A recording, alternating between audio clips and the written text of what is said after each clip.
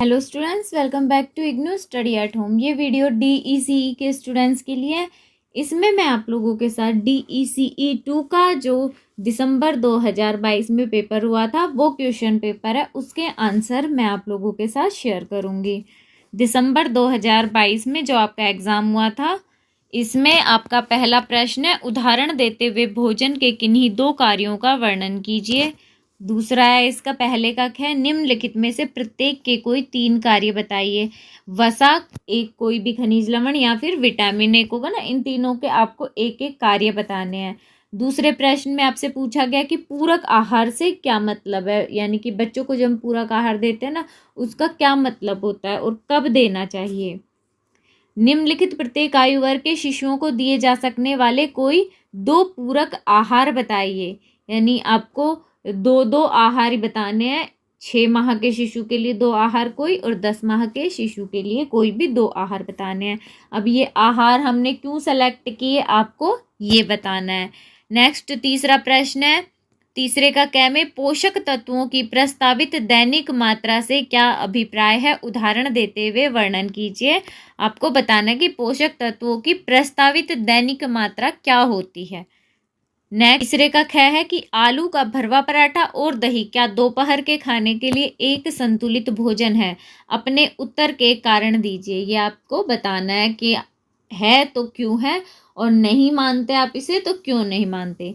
Next है कि सब्जियों से बना कटलेट, दूध का 1 कप और डबल रोटी, क्या यह सुबह के लिए संतुलित नाश्ता है, और है तो क्यों है, नहीं है तो क्यों नहीं है, अपने उत्तर का कारण बताना है। नेक्स्ट आपका प्रश्न संख्या 4 का क्या है कि कुछ रोग दिए गए हैं, ये बताइए कौन से पोषक तत्व की कमी के कारण होते हैं, जैसे कैरेटो, मलेशिया, क्रेटीनता, स्कर्वी, पेलाग्रा, क्वाशियोरकर। ये रोग बताने हैं और इन रोगों में से किन्हीं भी 3 के आपको नैदानिक लक्षण बताने हैं। इस वीडियो में मैं आप लोगों के साथ इन 4 प्रश्नों के आंसर शेयर करूंगी। बाकी बचा 5, 6 और 7। इन 3 प्रश्नों के आंसर मैं अगले वीडियो में शेयर करूंगी। तो चलिए पहले हम पहला प्रश्न उसका आंसर देखते हैं।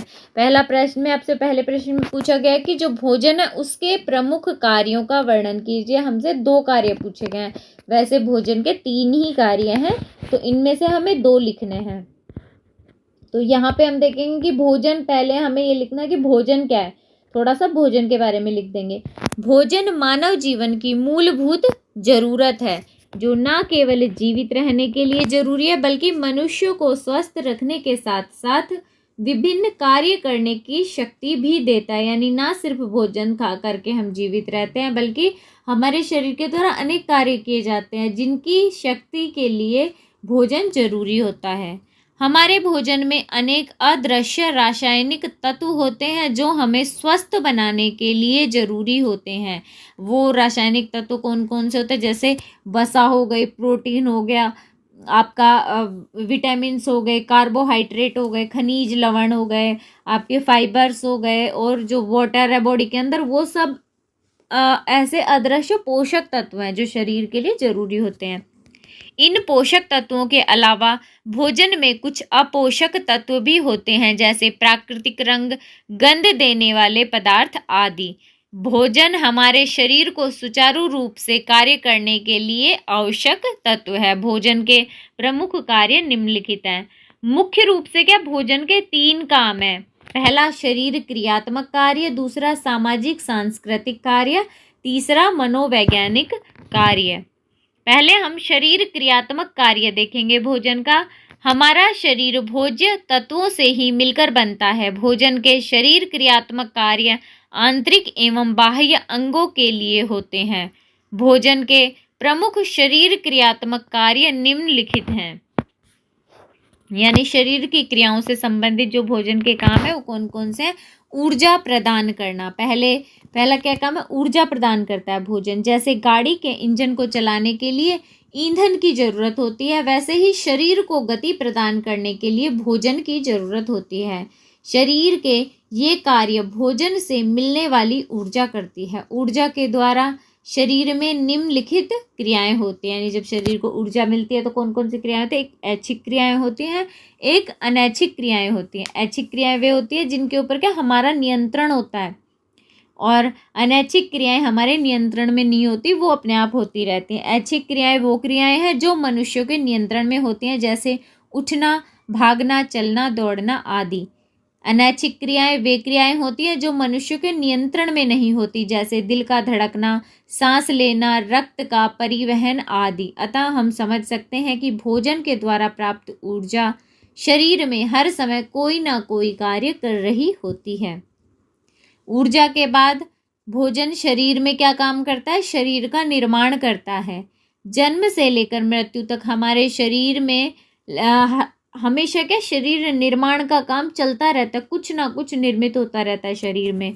भोजन के प्रमुख शरीर निर्माण के जो काम है वो निम्नलिखित है कि जन्म से लेकर वयस्क अवस्था तक शरीर वृद्धि करना, नए तंतुओं का निर्माण करना, शरीर में टूटे फूटे तंतुओं की मरम्मत करना, वयस्क अवस्था में मानव शरीर की शारीरिक संरचना को बनाए रखना। भोजन में मौजूद खनिज पदार्थों में फास्फोरस दांतों व अस्थियों के निर्माण में सहायता करता है। आयोडीन के द्वारा थायराइड ग्रंथि का निर्माण होता है जो कि मानसिक एवं शारीरिक विकास में सहायता करती है। नेक्स्ट भोजन का काम है सुरक्षा करना, शरीर की सुरक्षा करना। भोजन हमें रोग प्रतिरोधक क्षमता प्रदान करता है, जैसे विटामिन डी हमें रिकेट्स नामक रोग से बचाता है, वैसे ही विटामिन ए हमारी आंखों को सुरक्षा प्रदान करता है। नेक्स्ट क्या करता है? भोजन शरीर पर नियंत्रण रखता है, नियंत्रण करना। भोजन के द्वारा हमारा शरीर अपनी क्रियाओं को नियंत्रित करना एवं शरीर को सुचारू रूप से चलाने में सक्षम होता है, जैसे खनिज पदार्थ शरीर में अम्ल और क्षार के संतुलन में सहायक होते हैं। रक्त परिवहन, हृदय का धड़कना, रक्त का थक्का जमना आदि क्रियाओं को नियंत्रित करते हैं। जो विटामिन होते हैं वे उपापचयन की क्रियाओं में सहायक होते हैं। जल शरीर से हानिकारक पदार्थों का उत्सर्जन करता है। जल भोज्य पदार्थों के पाचन एवं अवशोषण में सहायक होता है। साथ ही जल शरीर का तापमान सामान्य बनाए रखने में भी मदद करता है। इसके अलावा जो फाइबर यानी रेशा होता है वो शरीर में मल निर्माण एवं मल के निष्कासन में सहायक होता है। ये भोजन के शरीर निर्माण के कार्य थे, शरीर क्रियात्मक कार्य। अब आते हैं भोजन के सामाजिक एवं सांस्कृतिक कार्य। भोजन के सामाजिक और सांस्कृतिक कार्य में सामाजिक कार्य है कि भोजन परिवार समाज का अभिन्न अंग है। अनेक सामाजिक अवसरों पर परिवार व समाजों में भोजन परोसा जाता है, जहाँ पर सभी जाति, वर्ग, धर्म व प्रांत के लोग एक साथ एकत्रित होते हैं। सभी को अपने लोगों के साथ खाना खाना बहुत पसंद होता है। जैसे लोग क्या करते हैं, जन्मदिन पर केक बांटते हैं, परीक्षा में सफलता मिली तो सबको मिठाई बांटते हैं अपने आस पड़ोस में और रिश्तेदारों में। ये पारिवारिक। अभी क्या सांस्कृतिक कार्य, भिन्न भिन्न प्रांतों में, भिन्न भिन्न धर्मों में भिन्न भिन्न खान पान होता है। जैसे दक्षिण भारत में इडली, डोसा, सांभर, नारियल अधिक खाया जाता है, तो उत्तर भारत में रोटी, दाल, छोले भटूरे आदि अधिक पसंद किए जाते हैं। होली पर गुंजिया, क्रिसमस पर केक, पोंगल में चावल, ईद पर मीट आदि भिन्न भिन्न संस्कृतियों के उदाहरण हैं। अभी भोजन का हमें क्या 2 ही कार्य पूछे गए थे, लेकिन भोजन के 3 कार्य मैंने बताए थे ना। ये तीसरा भी हम देख लेते हैं, थोड़ा सा छोटा सा ही है, मनोवैज्ञानिक कार्य। शरीर के अलावा भोजन भावात्मक आवश्यकताओं को भी पूरा करता है। जैसे माँ के द्वारा परोसा गया गर्मा गर्म खाना उनके प्यार एवं स्नेह को दर्शाता है। माँ का दूध पीने से माँ व शिशु के बीच भावात्मक संबंध बनते हैं। इसी प्रकार गुस्से में खाना ना खाना, खुशी में मनपसंद खाना बनाना व खाना खाना आदि भोजन के मनोवैज्ञानिक कार्य हैं। ये भोजन के 3 कार्य हैं। आपको कोई 2 पूछा जाए तो आप लिख सकते हैं, 3 पूछा जाए तो भी आप लिख देंगे।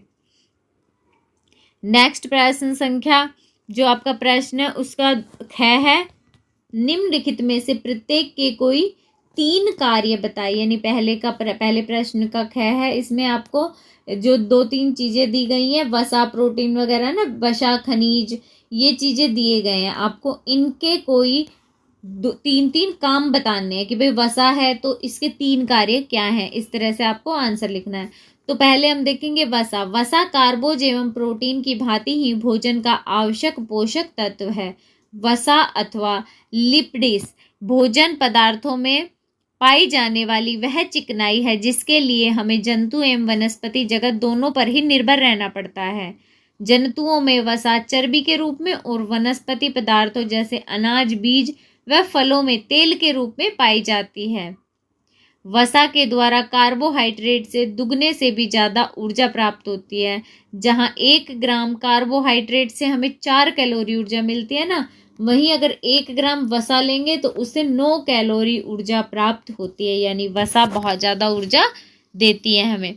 वसा एक कार्बनिक यौगिक है जो कार्बन, हाइड्रोजन व ऑक्सीजन के रासायनिक संयोग से बनता है। वसा का निर्माण एक ग्लिसरॉल पदार्थ एवं एक वसीय अम्ल के संयोजन से होता है। अब वसा के कार्य पूछे, 3 कार्य बताने हमें।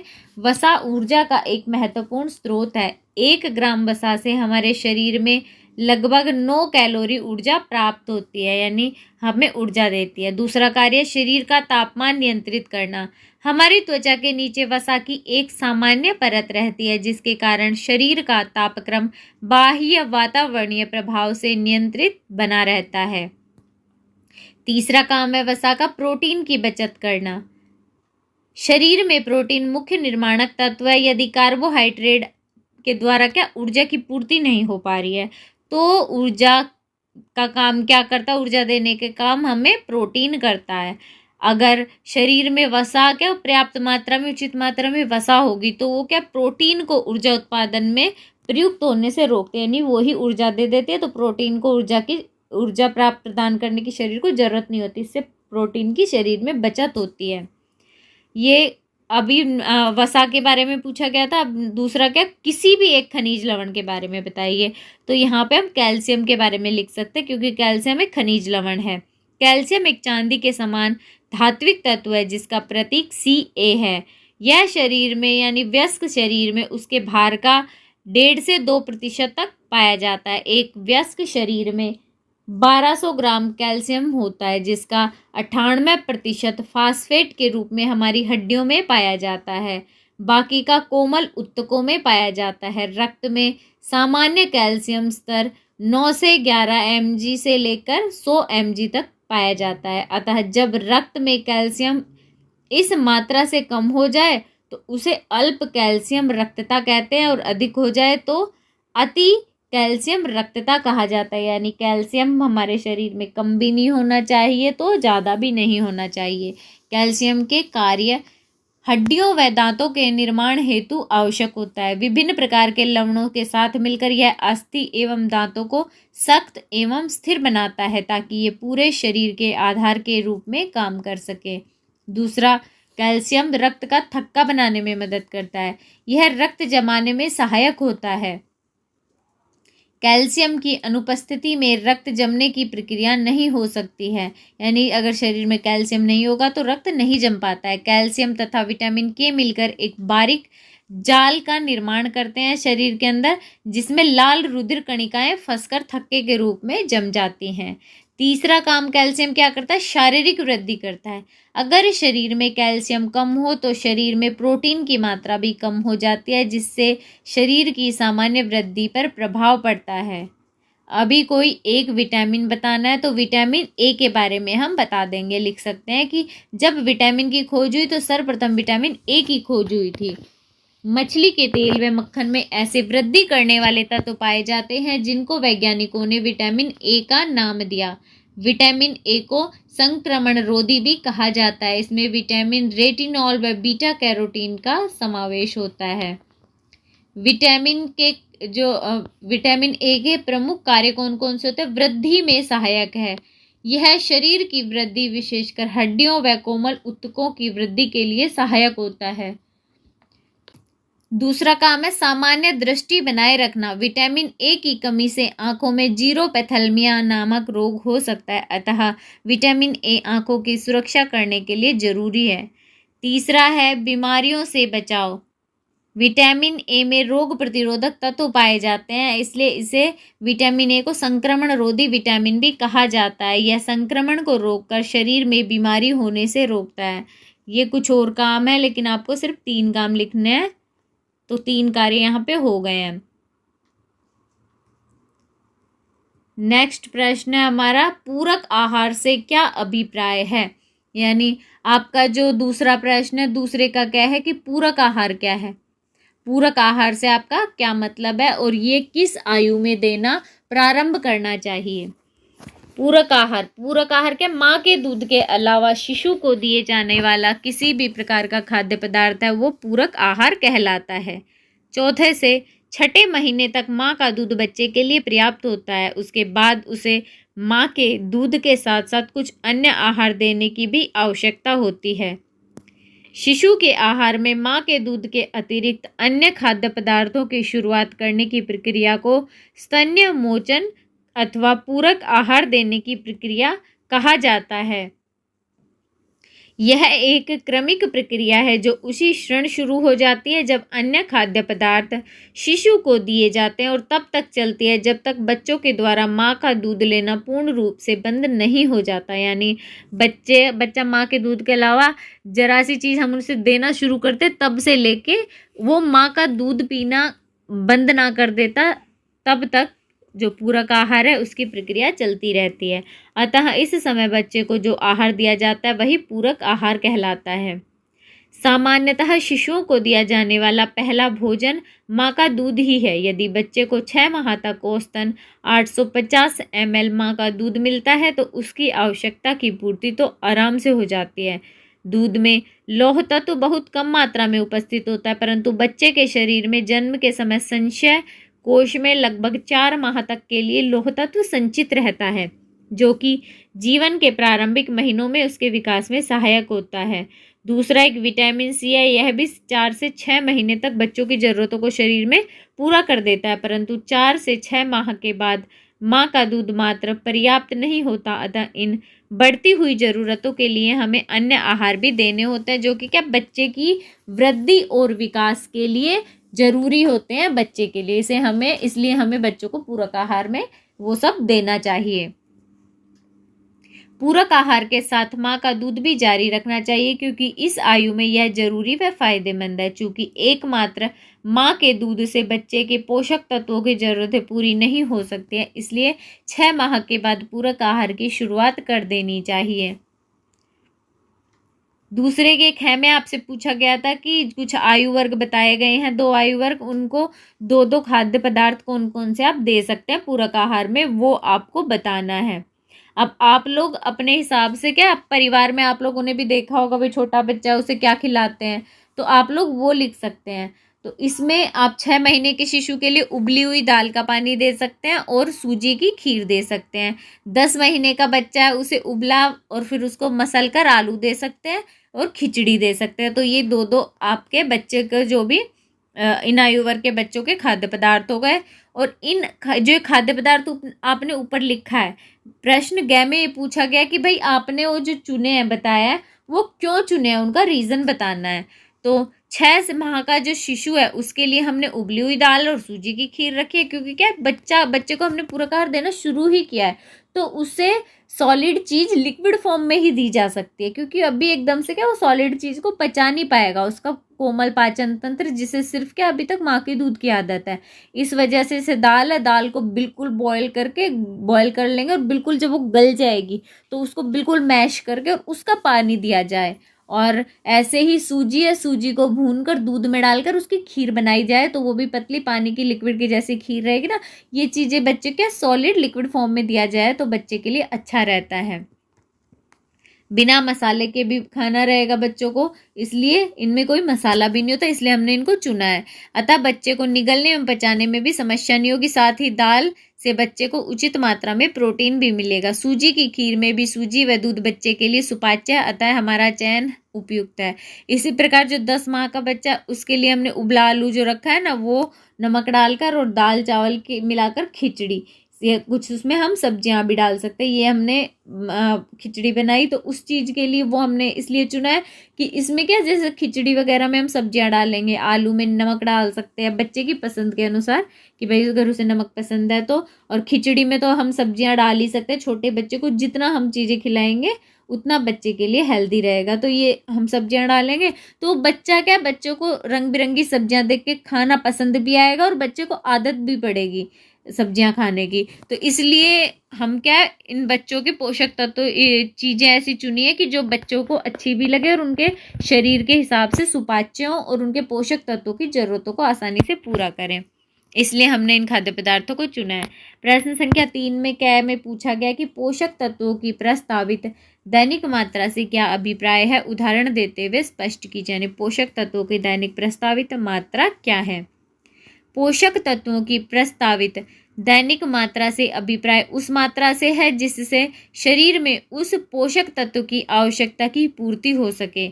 इस प्रकार प्रस्तावित दैनिक मात्रा शरीर में पोषक तत्वों की आवश्यकता पर निर्भर करती है। किसी भी विशेष पोषक तत्व की आवश्यकता का अर्थ है वह न्यूनतम मात्रा जिससे शरीर में उस पोषक तत्व की कमी ना हो। प्रस्तावित दैनिक मात्रा पोषक तत्वों की आवश्यकताओं के ऊपर आधारित होती है, परंतु इन आवश्यकता आंकड़ों को प्रस्तावित दैनिक मात्रा में परिवर्तित कर दिया जाता है। वास्तव में इन आंकड़ों में पोषक तत्वों की कुछ सुरक्षात्मक मात्रा को जोड़कर पोषक तत्वों की दैनिक प्रस्तावित मात्रा सुनिश्चित की जाती है, और जो पोषक तत्व उनकी आवश्यकताओं में जो पोषक तत्वों की सुरक्षात्मक मात्रा है वो जोड़ के बताई जाती है। क्योंकि विभिन्न व्यक्तियों की आवश्यकताओं में असमानता होती है, अपर्याप्त मात्रा में भोजन मिलने की अवधि में भी क्या अंतर होता है, आहार की प्रकृति हर जगह अलग अलग होती है, पाक विधि के कारण भी पोषक तत्वों की हानि हो जाती है, इसलिए क्या प्रस्तावित दैनिक मात्रा अलग अलग होती है। पोषक तत्वों की प्रस्तावित दैनिक मात्रा निर्धारित करते समय निम्नलिखित 3 बिंदुओं को ध्यान में रखा जाता है। यानी जब हम पोषक तत्वों की जो दैनिक मात्रा है वो निर्धारित करते हैं तो हम निम्नलिखित 3 बिंदुओं को ध्यान में रखते हैं। पहला है, पोषक तत्वों की प्रस्तावित दैनिक मात्रा उस स्तर पर निर्धारित की गई है कि लगभग सभी स्वस्थ व्यक्तियों की ज़रूरतों की पूर्ति हो सके। यानी जो सामान्य व्यक्ति हैं उन व्यक्तियों में व्यक्तिगत असमानताएं जो होती है ना उनको ध्यान में रखा जाता है, क्योंकि क्या सबका अलग अलग, हर व्यक्ति में अलग अलग विशेषताएं होती हैं, उसी हिसाब से उनकी पोषक तत्वों की ज़रूरतें भी अलग अलग होती हैं। उन चीज़ों को ध्यान में रखते हुए पोषक तत्वों की प्रस्तावित दैनिक मात्रा में अतिरिक्त मात्रा शामिल की गई है तथा यह उच्च स्तर पर निर्धारित की गई है। यह उस स्तर पर निर्धारित की गई है कि लगभग सभी जो स्वस्थ व्यक्ति हैं उन लोगों की ज़रूरतें पूरी हो सके। यानी जो पोषक तत्वों की दैनिक जो प्रस्तावित मात्रा है वो इस हिसाब से की गई है कि हर लोगों क्या जैसे जैसे जिसके शरीर में जितनी आवश्यकता उन सब को ध्यान में रखते हुए ये प्रस्तावित दैनिक मात्रा बनाई गई है, ताकि इससे सभी स्वस्थ व्यक्तियों की शायद जो पोषक तत्वों की जरूरत होती है शरीर में वो पूरी हो सके। दूसरा पॉइंट है कि पोषक तत्वों की प्रस्तावित दैनिक मात्रा बीमार व्यक्ति पर लागू नहीं होती। यानी हम मान लें कि इतने ग्राम प्रोटीन एक स्वस्थ व्यक्ति के लिए जरूरी है, तो बीमार के लिए तो हो सकता है वो ज़्यादा प्रोटीन की जरूरत हो या ज़्यादा किसी और पोषक तत्व की जरूरत हो, तो ये बीमार व्यक्ति के ऊपर ये मात्रा लागू नहीं होती है।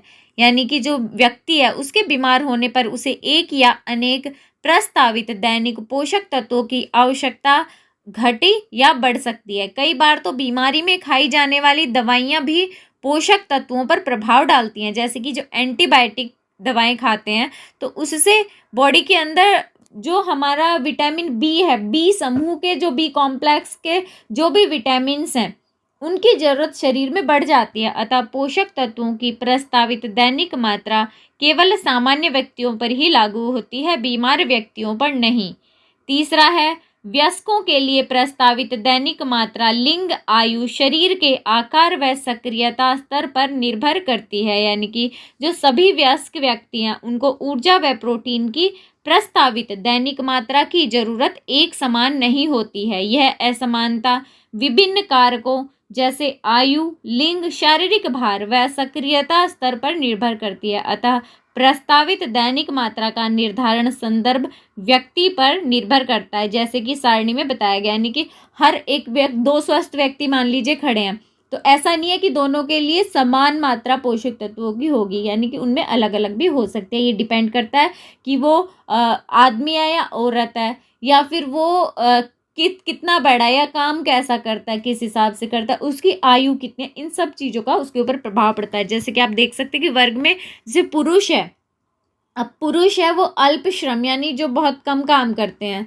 और फिर मध्यम श्रम की यानी थोड़ी बहुत मेहनत करते हैं, और एक होते हैं कि जैसे मजदूरी वगैरह का काम होता है ना, बहुत ज़्यादा मेहनत वो करते हैं, तो उनको क्या प्रोटीन चाहिए लगभग 60 ग्राम तीनों को ही देखिए। और ऊर्जा कितनी चाहिए, ऊर्जा तीनों में अलग अलग है। अल्प श्रम कम श्रम करने वाले को लगभग 2425 किलो कैलोरी ऊर्जा की जरूरत होती है, मध्यम श्रम करने वाले को 2875 और अधिक श्रम वाले को 3800, यानी कि सबसे ज़्यादा ऊर्जा की खपत अधिक श्रम करने वाले पुरुष के अंदर होती है, तो उसे ज़्यादा जरूरत पड़ती है। यानी पुरुष एज एक ही होगी उनकी, लेकिन उनके काम करने के ऊपर भी प्रभाव पड़ता है कि उन्हें कितनी ऊर्जा की जरूरत है। ऐसे ही जो महिला है अगर अल्प श्रम करती है तो उसे 1857 किलोग्राम ऊर्जा की जरूरत होती है, मध्यम श्रम में 2225, अधिक श्रम में 2925 किलोग्राम जो ऊर्जा या किलो कैलोरी की जरूरत पड़ती है। अगर महिला गर्भवती हो जाती है तो उसमें जितनी भी जैसे अल्प श्रम, मध्यम श्रम या अधिक श्रम में उसे जितनी ऊर्जा चाहिए उसमें 300 किलोग्राम या किलो कैलोरी और आपको ऐड कर देनी होगी। ऐसे ही अगर बच्चे को दूध पिलाने वाली माँ है, बच्चा 3 से 6 महीने का बच्चा है, तो क्या ऑब्वियसली बात है 6 महीने का बच्चा ज़्यादा सिर्फ दूध पे डिपेंड रहता है, 6 महीने के बाद बच्चा और चीज़ें भी खाने लग जाता है, माँ का दूध कम कर देता है। तो 6 माह तक के बच्चे को दूध पिलाने वाली महिला है तो उसकी जो कैलोरी है उसके अंदर 550 यानी 550 कैलोरी एक्स्ट्रा और कर देंगे, और 6 से 12 माह के शिशु के लिए 400 कैलोरी प्लस कर देंगे। ऐसे ही जो ऊर्जा है यहाँ पे प्रोटीन है, प्रोटीन महिला के लिए भले वो अल्प श्रम करे, मध्यम श्रम या अधिक श्रम करे, उसको 50 ग्राम प्रोटीन की जरूरत होती है। अगर गर्भवती हो जाए तो 15 ग्राम एक्स्ट्रा चाहिए, और बच्चे को दूध पिलाती है तो 0 से 6 महीने का बच्चा है तो 25 ग्राम एक्स्ट्रा, और 6 से 12 महीने का बच्चा है तो 18 ग्राम प्रोटीन एक्स्ट्रा महिला को ज़रूरत होती है। ऐसे ही बच्चा है, बच्चा 0 से 6 माह का होता है तो उसे ऊर्जा की ज़रूरत 108 किलोग्राम, और 6 से 12 महीने का होता है तो 98 किलोग्राम ऊर्जा की ज़रूरत पड़ती है। और वहाँ पे अगर प्रोटीन देखा जाए तो प्रोटीन 0 से 6 माह में 2.5 किलोग्राम, और 6 से 12 महीने का यानी 6 महीने से 1 साल का बच्चा है उसको 165 किलोग्राम प्रोटीन की ज़रूरत पड़ती है। ऐसे ही बच्चा 1 से 3 वर्ष का होगा तो 1240 ऊर्जा की ज़रूरत होती है उसे, और 22 ग्राम प्रोटीन की ज़रूरत होती है। 4 से 6 वर्ष का बच्चा 1690 किलोग्राम ऊर्जा, किलोग्राम या किलो कैलोरी ऊर्जा की ज़रूरत होती है, और 30 ग्राम प्रोटीन की। 7 से 9 वर्ष में बच्चा है उसको 1950 1950 किलो कैलोरी की ज़रूरत पड़ती है, और 41 ग्राम प्रोटीन की ज़रूरत पड़ती है। अब यहाँ पे बच्चों में भी फिर बच्चे जैसे बड़े हो जाते हैं उसके बाद 10 लगभग 9 साल के बाद 10 साल के हो जाते हैं, तो लड़के और लड़कियों में भी अलग अलग उनकी शारीरिक ज़रूरतों के हिसाब से ऊर्जा और प्रोटीन की खपत होती है। जैसे लड़के हैं 10 से 12 वर्ष के तो उनको 2190 किलो कैलोरी की ज़रूरत होती है, और 54 ग्राम प्रोटीन की। अगर लड़की है 10 से 12 वर्ष की तो 1970 किलोग्राम कैलोरी और 57 ग्राम प्रोटीन। लड़के जब 13 से 15 वर्ष की उम्र में होते हैं तो उन्हें 2450 किलोग्राम कैलोरी और 70 ग्राम प्रोटीन की ज़रूरत होती है, और लड़कियां 13 से 15 की एज में होती हैं तो उनको 2060 किलोग्राम कैलोरी की ज़रूरत होती है और 65 ग्राम प्रोटीन की आवश्यकता होती है। जब लड़के 16 से 18 वर्ष के होते हैं तो 2460 किलोग्राम कैलोरी और 78 ग्राम प्रोटीन की ज़रूरत होती है, जबकि इस एज में लड़कियों को 2060 किलोग्राम कैलोरी और 63 ग्राम प्रोटीन की आवश्यकता पड़ती है। तो पोषक तत्वों की दैनिक प्रस्तावित मात्रा लिंग, आयु, शरीर का भार और श्रम के अनुसार कि वो क्या काम करते हैं उन सब के ऊपर निर्धारित की जाती है। अभी हमारा प्रश्न संख्या 6 है कि आलू का भरवा पराठा व दही क्या दोपहर के खाने के लिए एक संतुलित भोजन है? अपने उत्तर का कारण बताइए। तो आलू का भरवा पराठा और दही के साथ क्या बच्चे को हम देते हैं, तो बच्चे के लिए ये पौष्टिक आहार है, परंतु दोपहर के भोजन के लिए ये एक संतुलित आहार नहीं माना जा सकता है, क्योंकि सुबह के नाश्ते में तो ये है लेकिन दोपहर के लिए नहीं, क्योंकि दोपहर के नाश्ते में तो हमें दाल की भी ज़रूरत होती है, कुछ मीठा भी होना चाहिए, यानी कि ऊर्जा के लिए भी कुछ होना चाहिए, कुछ सब्जियां भी होनी चाहिए, तो वो सब इसमें नहीं मिलती हैं, क्योंकि दोपहर के भोजन में हमें अनाज, वसा, दालें, सब्जियां, चीनी आदि चीज़ों की ज़रूरत होती है, जो हमें ऊर्जा, वसा, विटामिन, प्रोटीन आदि सभी पोषक तत्व प्राप्त करवा सकती है। अतः हम दोपहर के भोजन को संतुलित बनाने के लिए आलू के पराठे के साथ दही, दाल, सब्जियां, कुछ मीठा, चीनी, गुड़ आदि शामिल करेंगे तो ये पौष्टिक बन पाएगा, नहीं तो ये पौष्टिक आहार नहीं है दोपहर के खाने के लिए। दूसरा है प्रश्न, तीसरा है इसका गै कि सब्जियों से बना कटलेट, दूध का 1 कप और 1 डबल रोटी क्या सुबह के संतुलित नाश्ता है? यानी कि एक कटलेट बनाया गया जिसमें बहुत सारी सब्जियां डाली गई हैं, साथ में दूध का 1 कप रहेगा और 1 डबल रोटी या ब्रेड रहेगी। ये सुबह के लिए संतुलित नाश्ता है या नहीं है ये बताना है, और है तो क्यों, नहीं है तो क्यों नहीं है। तो हाँ, ये एक संतुलित नाश्ता है, क्योंकि दोपहर के लिए तो हमें ज़्यादा चीज़ों की ज़रूरत होती है, लेकिन सुबह के लिए इतनी चीज़ों की ज़रूरत नहीं होती, और जो हेल्दी चीज़ें चाहिए वो सब जैसे सब्जियां हैं इसमें मिल रही हैं, दूध है वो हमें मिल रहा है, तो ये सुबह के नाश्ते के लिए एक संतुलित आहार है। अब कारण क्या है इसका? क्योंकि कटलेट में मौजूद सब्जियां, वसा, दूध व डबल रोटी में से सुबह के लिए जरूरी पोषक तत्व तो हमारे शरीर को मिल सकते हैं। सब्जियों से विटामिन, दूध से प्रोटीन, कैल्शियम, ऊर्जा आदि चीजें मिलेंगी, जो हमारे लिए संतुलित भोजन का एक अच्छा स्रोत है सुबह के समय। नेक्स्ट हमारा प्रश्न संख्या 4 है कि कुछ रोग दिए गए हैं, वो रोग शरीर में कौन से पोषक तत्वों की कमी के कारण होते हैं, हमें ये बताना है। पहला रोग है कैरेटोमलेशिया। कैरेटोमलेशिया रोग है। कैरेटोमलेशिया जीरोपैथेलमिया बीमारी का सबसे अधिक भयंकर रूप है। जीरोपैथेलमिया क्या है? आंखों से संबंधित बीमारी होती है, इसमें आंखों में बहुत सारी विसंगतियां हो जाती हैं, और इसका एक रूप कैरेटोमलेशिया भी है, जो सबसे भयंकर रूप माना गया है जीरोपैथेलमिया का। ये कैरेटोमलेशिया शरीर में विटामिन ए की कमी के कारण होता है। विटामिन ए की शरीर में कमी हो जाती है तो कैरेटोमलेशिया हो सकता है। दूसरा रोग है क्रेटीनता। किसके कारण होता है? क्रेटीनता शिशुओं व बच्चों में आयोडीन की कमी से होने वाली एक विसंगति, यानी आयोडीन की कमी होगी तो क्रेटीनता हो सकती है। क्रेटीनता क्या? हमारे मस्तिष्क से संबंधित एक बीमारी है। नेक्स्ट है स्कर्वी। स्कर्वी नामक रोग शरीर में विटामिन सी की कमी के कारण होता है। नेक्स्ट फिर आ गया पेलाग्रा नामक बीमारी। पेलाग्रा एक पोषण संबंधी विसंगति है, जो विटामिन बी समूह का एक विटामिन है थायमीन, उसकी कमी के कारण शरीर में होती है।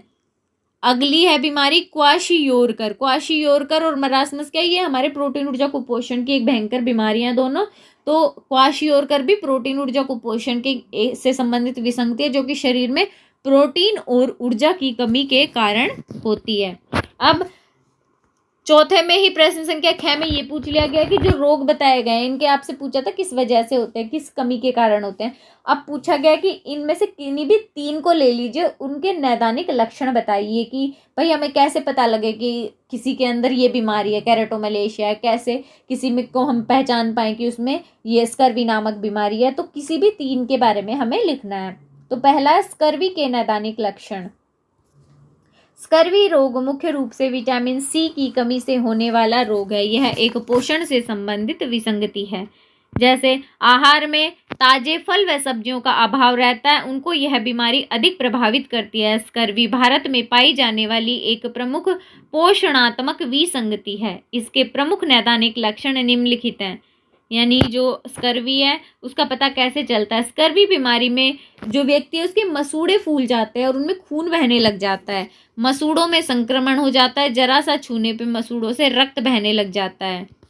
घुटनों व जांघों पर, जांघ के खासकर निचले हिस्से में छोटे छोटे दाग दिखाई देने लगते हैं। शरीर में लौह तत्व फोलिक एसिड की भी कमी आ जाती है, और इस वजह से जो इफेक्टिव व्यक्ति है उसको एनीमिया होने की संभावना रहती है। एनीमिया यानी कि खून की कमी। अगर समय पर स्कर्वी का उपचार ना किया जाए तो रोगी की मृत्यु भी हो सकती है।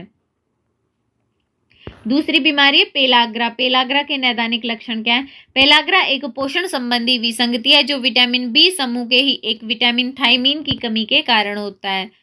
पेलाग्रा के नैदानिक लक्षण निम्नलिखित हैं। त्वचा में परिवर्तन यानी त्वचा शोथ यानी त्वचा के अंदर क्या कुछ विसंगतियां हो जाती है स्किन के अंदर। इस बीमारी में रोगी की त्वचा में कुछ विशिष्ट परिवर्तन दिखने लगते हैं। ये परिवर्तन सम्मिलित होते हैं। ये शरीर के उन अंगों में दिखते हैं जहां सूर्य की प्रत्यक्ष धूप लगती है, जैसे कि अग्रभुजाएं, टांगे, चेहरे व गर्दन के अनावृत भाग आदि। इस बीमारी में त्वचा शुष्क, रूखी, शल्को व खुरदरी हो जाती है, यानी स्किन है उसके ऊपर क्या अलग अलग तरह से इफेक्ट करती है ये बीमारी। उसके बाद अतिसार भी हो सकते हैं। पेलाग्रा में रोगी को दस्त या अतिसार की समस्या हो सकती है। हालांकि यह आवश्यक नहीं है, परंतु फिर भी यह एक लक्षण है इसी का, पेलाग्रा का। नेक्स्ट है मानसिक परिवर्तन। रोगी में कुछ मानसिक परिवर्तन भी होने लगते हैं, जैसे भूलना, चिड़चिड़ापन, सिर दर्द, नींद न आना, हाथ व पैरों में कपकपी होना, मानसिक अवसाद आदि। अगर रोगी में थायमीन की, जैसे थायमीन की कमी के कारण पेलाग्रा होता है, अगर थायमीन की कमी तो है ही है, साथ में अगर नियासिन भी बहुत कम है शरीर में, तो ये लक्षण या फिर जो मानसिक परिवर्तन है बहुत ज़्यादा अधिक प्रभावित रूप से स्पष्ट दिखाई हमें देने लग जाते हैं। तो हमें पता लग सकता है कि व्यक्ति को पेलाग्रा है। नेक्स्ट है क्वाशियोरकर के नैदानिक लक्षण। क्वाशियोरकर एक प्रोटीन ऊर्जा कुपोषण का रूप है। यह 1 से 3 वर्ष की आयु के बच्चों में ज़्यादा पाया जाता है। इसमें जलीय शोफ या सूजन आ जाती है। इसके प्रमुख नैदानिक लक्षण निम्नलिखित हैं, जैसे शोफ या जलीय सूजन, यानी शरीर के अंदर पानी भर जाता है और शरीर सूज जाता है। इस बीमारी में बच्चे की आंतरिक कोशिकाओं में जल या द्रव्य एकत्रित हो जाता है। यह ज़्यादातर निचली भुजाओं में पाया जाता है, परंतु यह संपूर्ण चेहरे पर भी हो सकता है। बिना शोफ या जलीय सूजन के क्वाशियोरकर की पहचान नहीं की जा सकती है, यानी अगर जो चेहरे पे या क्या शरीर में सूजन नहीं आए या पानी भरा हुआ, ऐसे पता ना लगे शरीर में पानी भरा है, तो पता नहीं लग सकता है कि बच्चे को क्वाशियोरकर की बीमारी है। नेक्स्ट, क्वाशियोरकर में वृद्धि रुक जाती है, वृद्धि अवरोधन। इससे ग्रस्त बच्चे का वजन अपनी आयु के सामान्य बच्चे के वजन से 60% से भी कम हो जाता है। जैसे 3 वर्ष के सामान्य बच्चे का वजन 13.5 किलो है, तो अगर क्वाशियोरकर बच्चे को हो गया तो उसका वजन सिर्फ 8 किलो ही होगा। तो ये एक बहुत बड़ा अंतर है, हमें पता लग जाता है क्वाशियोरकर हो सकता है। नेक्स्ट है चिड़चिड़ापन। बच्चा अपने आसपास के वातावरण में रुचि नहीं लेता, वह हमेशा चिड़चिड़ा सा रहता है। त्वचा में परिवर्तन। बच्चे की त्वचा ऊपर से मोटी व सख्त हो जाती है। ऐसा लगता है कि जैसे त्वचा पर रोगन किया गया हो। त्वचा शुष्क होने से उसमें दरारें पड़ जाती हैं, वह त्वचा आसानी से छिल जाती है। उसके अलावा बालों में भी परिवर्तन दिखने लग जाता है क्वाशियोरकर में। बच्चे के बाल कम हो जाते हैं, वे ज़्यादा टूटने लगते हैं। काले रंग के बाल धीरे धीरे लाल या फिर भूरे रंग के हो जाते हैं। चेहरा चंद्राकार हो जाता है। क्वाशियोरकर रोग है, इससे ग्रस्त बच्चे के गाल लटक जाते हैं। सूजन के कारण चेहरा फैल जाता है, जिसे चंद्राकार मुख कहते हैं, जो कि गोल चांद के जैसा लगता है। इसके अलावा संबंधित पोषणहीनता यानी और भी पोषण की कमी आ जाती है शरीर में। बच्चे में अन्य पोषणहीनता जन्य लक्षण जैसे विटामिन ए व विटामिन बी की कमी आ जाती है। संबंधित रोग भी होने लग जाते हैं। इन सब लक्षण के अलावा बच्चे को पानी जैसे दस्त व अति गंभीर श्वास संबंधी संक्रमण यानी खांसी भी हो सकती है और खसरा भी हो सकता है क्वाशियोरकर रोग में। तो यहाँ पे प्रश्न संख्या 4 तक के हमने सारे आंसर देख लिए हैं। बाकी जो प्रश्न है उनके आंसर हम अगले वीडियो में शेयर करेंगे। आई होप ये वीडियो आप लोगों के लिए यूज़फुल रहा। अगर आप लोगों के लिए वीडियो यूज़फुल रहा तो प्लीज़ चैनल को सब्सक्राइब और वीडियो को लाइक ज़रूर कीजिए। मिलते हैं अगले वीडियो में कुछ नई इन्फॉर्मेशन के साथ।